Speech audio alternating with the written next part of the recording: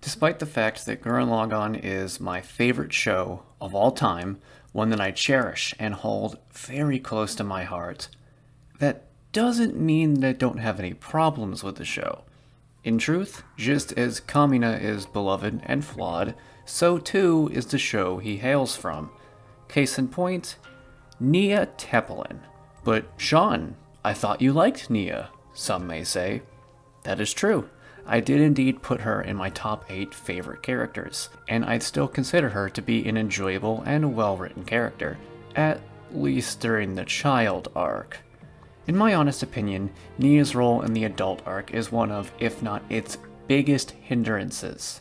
So this Gurren Lagann month, we're starting by being a little bit negative. Different than normal, but we'll get to nice stuff soon. For now, let's talk about Nia.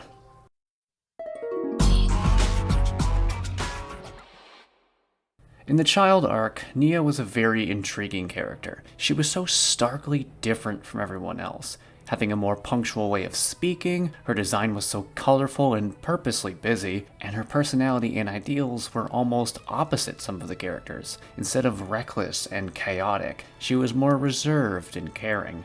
She was Team Daiguren's foil, and she effectively took the role of Simon's second guide. Kamina was the one to help Simon open up, and Nia is the one to help prepare him once he's broken. Kamina told him to be brave, Nia told him to be cautious. She fit her role very well, having great chemistry with Simon and the others, and even building her own character arc of building a new life for herself, since her old one was gone so suddenly. She helped Simon defeat her father and start a new life for humanity. It feels like the end of one arc and the start to the next, not just for the show, but also the characters. Once the time skip comes by and we're shown how the characters have changed or adjusted to the new world, Nia seems to be fitting in well. She and Simon are even thinking of getting married. Her personality has changed a little bit as she's aged up, but she's more or less the same character. Then this happens.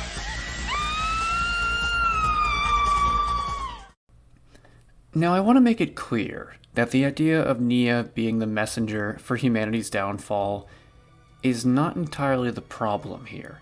It's honestly a really cool idea. The shock of it certainly makes for great tension and drama, and it's a whole new method of pushing Simon forward, considering every time he changes, it's because he's met by challenge, and this definitely qualifies. The mystery of what's going on, why Nia disappeared, and what's attacking them is quite effective, and it's overall a very good way to establish the next threat and the next arc. The idea isn't the problem here. My problem is that for the entire arc, Nia is useless. She does literally nothing. There were possibilities for this character, ways for Nia to remain relevant, to grow, to be interesting, but all she does is say threats in a monotone voice and show up occasionally to demoralize the characters. It sounds like that could be enough, but it leaves a whole lot to be desired, especially how big of a role she had in the last arc, and it takes away any interest and agency she had before. I think it would have been cool to show Nia as either the victim or as the villain. If she was the victim, it could show Nia fighting for control against the anti-spirals. She's been granted power and responsibility by their enemy, yet the Nia that still loves Simon is there, fighting to try and break out. The audience could have been shown glimpses of her fighting for control of herself, and perhaps given a peek at the arc's villain. This method would have given her something to do, and hope for Simon to cling on to, instead of just the prayer that Nia is still there, and her personality hasn't been completely erased. On the flip side, if Nia was turned into an unwilling villain, that would have been pretty cool too. She's forced to fight her allies and do untold amounts of damage against her will, and perhaps after a big fight with Simon, she's finally able to break free. But before that, we would get some mugging, we would get some evil, vicious close-ups and angles, and perhaps even some terrifying lines from who we used to know as a friend to humanity, and now it's reckoning. She might have had to face what she's done after she's come to, and have to make things right. that would have been a pretty good internal conflict for the character. And both ideas work for the anti-establishment ideology of the show, the fuck the system. But in reality, her role in the arc feels like a damsel in distress, just missing all of her personality, so it's kind of worse.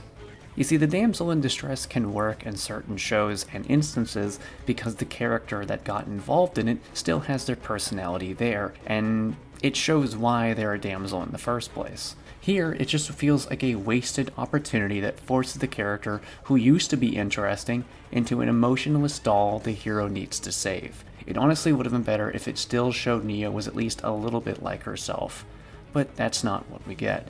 Instead, she just, again, shows up occasionally, says a few threats, demoralizes the characters, has no emotion whatsoever, and then it's done. But eventually, we do get glimpses of the old Nia. She finally gets saved, she joins the heroes again. In the movie, she even gets to fight a little bit, which is pretty cool. That doesn't happen in the show. And then, at the end of it all, she disappears. It's a bittersweet moment that helps make Gurren Lagann's ending stick with people. And boy, I don't like this either. Not to say that I always want a pure, happy ending, but it feels wrong.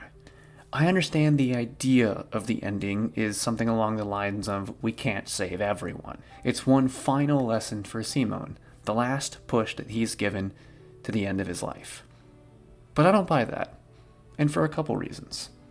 First off, her death doesn't fit the tone of the show.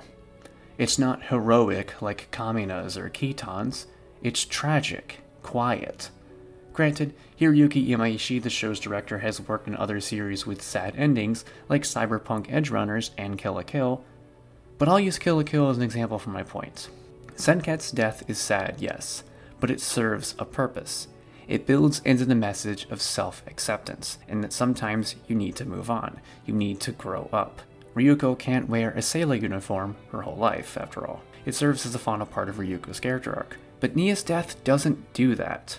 Simon already knew loss from Kamina's death years ago, as well as having lost many members of Team Daiguren in the battle against the Anti-Spirals, and he knew of acceptance thanks to Nia. So he's already learned the lesson that's trying to be taught to him, so he doesn't learn anything here, and it feels wasted. And her death doesn't service the message or tone of the show. The show is, again, very anti-establishment, very heroic, very over-the-top, very zany, but this sad, tragic death doesn't really fit into that. It's like a puzzle piece from an entirely different puzzle. And because of that, it's not as sad or as effective as it really should be. Now, if Nia was to sacrifice herself for Simon in the battle, that would have been different. It could have fit into all of the other deaths that we've had before, and showing Simon's reaction of accepting it much quicker would show that he's grown much more as a person back when Kamina died. But instead, it's after everything has been done, and, well, one of the goals of the mission was to save Nia. So it feels like that entire goal was pointless to begin with, and it takes away some of the enjoyment and happiness from the audience and the characters. Since she dies, it's the final thing that Nia ever does in this whole arc. There is an argument against this way of thinking, though. The idea that Nia's death helps show Simon's character arc having come full circle. She was the one who helped pull him away from the grief of Kamina's death, after all, and now, with her death, shows that he's much more easily learned acceptance, and can move on with being a grown and fully realized adult, showing just how far he's come from those many years before. But even if that is true, it still is a passive action. It's not something that Nia has any control over. It's not like she chooses to die, meaning that even still, she doesn't do anything for the whole arc. So again, her role is literally to be useless. And that feels like a disservice to a character who served such a great purpose in the last arc. She was such a fun and enjoyable, quirky character who bounced off of everybody and helped Simon get through a really difficult portion of his life. But in the second half of the show, all of those qualities are taken away from her, and she's meant more to service the plot than to service her own character or the other characters. She becomes a plot device, not a character. I love Gurren Lagann to pieces, but it's not perfect. And this is a perfect example why. If you guys enjoyed this video, please go ahead and click that subscribe button. Also make sure to click the bell so that way you're notified for future videos. Thank you, and I'll see you guys next time.